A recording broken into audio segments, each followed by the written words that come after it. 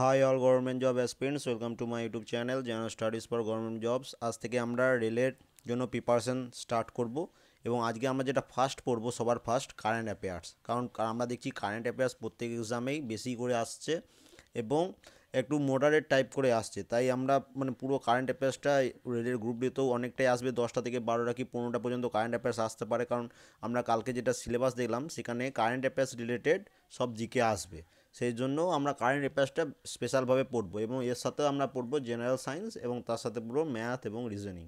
এই হচ্ছে আমাদের রেলের সিলেবাস, আমরা সেই অনুযায়ী পড়বো এবং অন্য যেসব এক্সাম যে সেই সব এক্সামও এই কারেন্ট অ্যাফেয়ার্স পড়লেই হবে, এই একই জায়গা থেকেই কারেন্ট অ্যাফেয়ার্স পড়বে তোমরা। আমি কারেন্ট অ্যাফেয়ার্সটা ভালোভাবে তোমাদের দেওয়ার চেষ্টা করব। আর একটা কথা বলি, মিসলিনিয়াসে এক্সাম যাওয়া আবার হয়ে গেছে, এটা বলতে গেলে তোমাদের লাইফের সবথেকে হার্ডেস্ট এক্সাম ছিল, কারণ সবাই জানো কোশ্চেন খুবই টাফ হয়েছিল।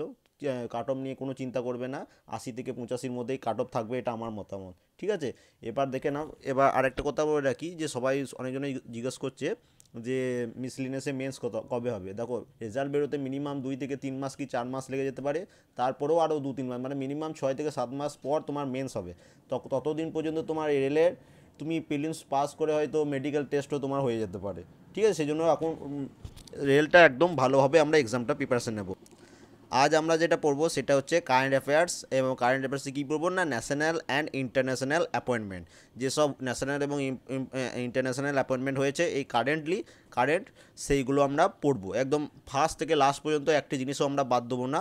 এবং কারেন্ট অ্যাফেয়ার্স আমরা খুব ভালো করে পড়বো, আর তোমরা যারা দেখছো ভিডিওটা অবশ্যই এই মানে ভিডিওটা যেগুলো পড়বো একদম মুখস্থ করে নেবে, একটিও বাদ দেবে না, একদম মুখস্থ। কারণ আমরা ডেলি ভিডিও আপলোড করব, যদি ভাবো যে পরে মুখস্থ করবো তাহলে আর টাইম কিন্তু পাবে না। ঠিক আছে, আজকে এই ভিডিওটা আপলোড করলাম, দেখবে খাতায় নোট ডাউন করবে, পিডিএফও আমি কালকের মধ্যে দিয়ে দেবো এবং তোমরা মুখস্থ করে নেবে একদম। ঠিক আছে, চলো স্টার্ট করা যাক। ফার্স্ট দেখো, এখন কারেন্ট ইন্ডিয়ার প্রেসিডেন্ট কে আছে। ইন্ডিয়ার প্রেসিডেন্ট হচ্ছে রামনাথ কোবিন্দ, তিনি 25শে জুলাই 2017-তে শপথ গ্রহণ করেছিলেন। তারপরে দেখো, ভাইস প্রেসিডেন্ট অফ ইন্ডিয়া, উপরাষ্ট্রপতি কে না মিস্টার ভেঙ্কাইয়া নাইডু।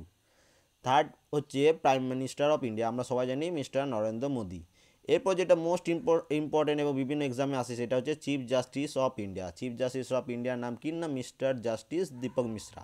দীপক মিশ্রা হচ্ছে চিফ জাস্টিস অফ ইন্ডিয়া। এরপর আমরা যেটা পড়বো খুব important, attorney general of India. Attorney general of India হচ্ছে মিস্টার কে কে বেণুগোপাল।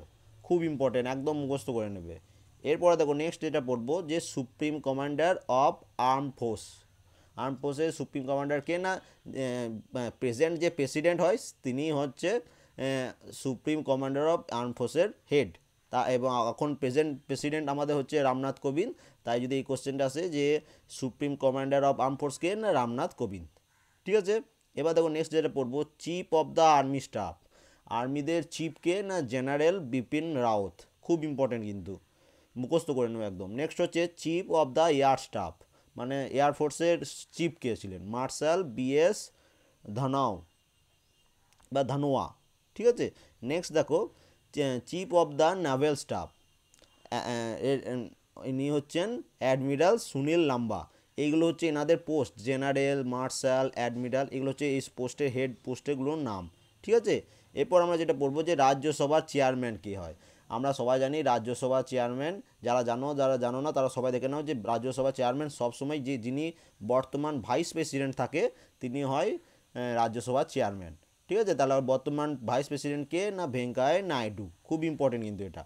এরপর দেখো নেক্সট আমরা যেটা পড়বো, রাজ্যসভার ডেপুটি চেয়ারম্যানকে। ওটা তো চেয়ারম্যান পড়লাম, এবার ডেপুটি চেয়ারম্যানকে রাজ্যসভার না মিস্টার পিজে কুরিয়েন।